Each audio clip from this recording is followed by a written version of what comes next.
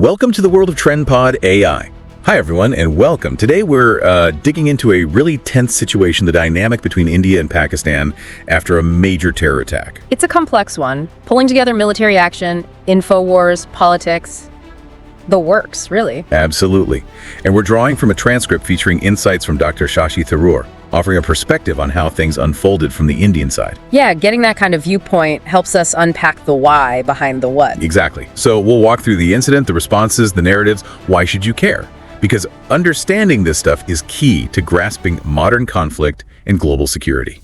Let's get into it. Okay, so it starts, according to the source, with a really horrific terrorist attack, meticulously planned. And chillingly specific, right? Yeah. The source mentions terrorists targeting victims by religion. Yes, and that detail about telling a survivor to go and tell Modi.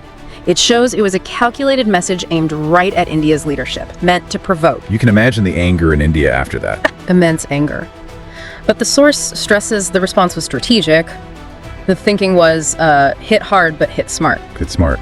How so? Well, the initial action, after about 2 weeks of prep, specifically targeted terror camps, groups already designated as terrorist organizations by the UN, the US State Department. So, internationally listed groups, not random targets. Precisely. And the source is really clear.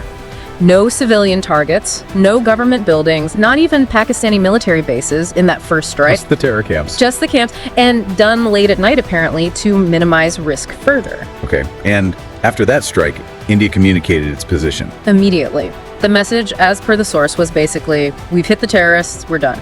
They put the ball entirely in Pakistan's court regarding any further escalation. Making it clear their focus wasn't war, but development. Exactly. That was the stated priority. So, how did Pakistan respond to this targeted strike and message? According to the source, Pakistan retaliated with indiscriminate artillery shelling across the line of control on the border. Indiscriminate, meaning civilian areas were hit. Tragically, yes. The source mentions places like a Sikh temple, a convent, homes, citing 19 killed and 59 injured on the Indian side from this shelling. A very different kind of targeting. That's a stark contrast. Did India just take that? No, the source says India hit back in kind at that point. The logic was simple. You hit our civilians or military, we hit back. So a direct back and forth started. Yes, and this period of intense conflict lasted for 88 hours, according to the source. 88 hours. Wow. How did it finally stop? The source states it ended when Pakistan's Director General of Military Operations reached out to his Indian counterpart, the DGMO hotline. And India's message during those 88 hours remained consistent. Absolutely. The source says it was simple. You stop, we stop. You hit, we hit. As soon as Pakistan stopped shelling, India stopped too. Clear communication was key. Now, with India and Pakistan, the nuclear question always looms large. Was that a real fear during this? It's a major concern, yeah. But the source actually describes the nuclear threat in this context as a laughable bogeyman, often used by Pakistan. Laughable. That sounds bold. Well, the argument presented is that this conflict, while serious, was way below any nuclear threshold. They compare it to other conflicts involving nuclear powers, like in Europe now, or even the India-Pakistan-Kargil War in '99, where nukes weren't used despite both sides having them. In India's own policy. Is explicitly no first use. So the source suggests that while the capability exists, the actual threat in such a limited clash shouldn't paralyze conventional responses. Okay, shifting gears a bit. What about the information war? The media narratives. Oh, that was intense. Yeah. The source describes diametrically opposed assessments in the media of both countries. Lots of exaggeration, apparently. Even without sophisticated AI back then. Yeah, the source made a quip about natural stupidity on social media, fueling a lot of the misinformation. It was chaotic. So in that noise, what's effective communication? The source points to regular official briefings. India apparently used the foreign secretary and military officers, including, significantly, female and Muslim officers, to show unity and counter certain narratives. A deliberate choice in who delivered the message. Seems so. And importantly, that DGMO hotline remained open for direct military-to-military talk even during the fighting. Interesting.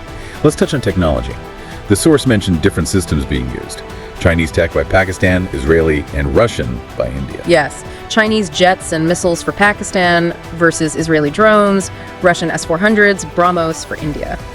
While detailed analysis isn't public, the source suggests the outcome showed India was able to penetrate those Chinese-supplied air defenses. That's significant. It implies India adapted quickly during the fighting, and the source mentions hitting Pakistani military airfields, including one incredibly close to Pakistan's Army HQ in Rawalpindi, just 1.5 kilometers away. Getting that close sends a strong message about vulnerability. Definitely. The source says that Pakistan's PM later admitted Indian strikes went much deeper than expected, mentioning places far south and northwest, like Hyderabad and Peshawar. It highlighted a capability gap. This brings us back to that fundamental asymmetry you mentioned earlier. Exactly. India targets terror bases because, from their perspective, that's the source of the threat. Pakistan, lacking similar internationally listed targets in India, ends up hitting civilian areas or military posts when they retaliate. Which reinforces India's narrative of it being India versus terrorism. That's the framing presented in the source, yes. Okay, but the key question: what proof links Pakistan to that initial horrific attack, despite their denials? The source lays out a few things. First, a 37-year pattern, they say, of attacks from Pakistan followed by denials. Think Osama bin Laden near their military academy or the Mumbai attack handler recordings. Denials are a standard procedure according to this view. So history's point one. Yeah. What else? Second, a group called the Resistance Front claimed responsibility almost immediately within 45 minutes. India sees them as a front for Lashkar-e-Taiba. That quick claim, before news spread widely, is seen as a smoking gun. Even though they retracted it later? Yes, the retraction itself is viewed as suspicious, like handlers told them to pull it back. Third, photos emerged on social media reportedly showing Pakistani generals and police attending funerals for militants from Jaish-e-Mohammed and Lashkar-e-Taiba killed in India's strike. Attending funerals of designated terrorists. Yeah, that would raise eyebrows. And finally, Indian intelligence apparently identified perpetrators as Pakistani nationals or trained in Pakistan. So it's a mix of history, the claim retraction, the funeral photos, and intelligence. So if the links are there, why does this keep happening? Did Pakistan feel they paid a sufficient price? The source offers a perspective linking it to internal Pakistani dynamics. The suggestion is the Pakistani army's image needed boosting domestically at a time of unpopularity and economic trouble. So the conflict served a purpose for the military establishment there. That's the argument, that they needed to declare some kind of victory regardless of facts on the ground. The source uses that stark analogy. In India, the state has an army. In Pakistan, the army has a state. Implying the military acts in its own interest. Yes, that its institutional interests are paramount. For India, this is seen as a distraction.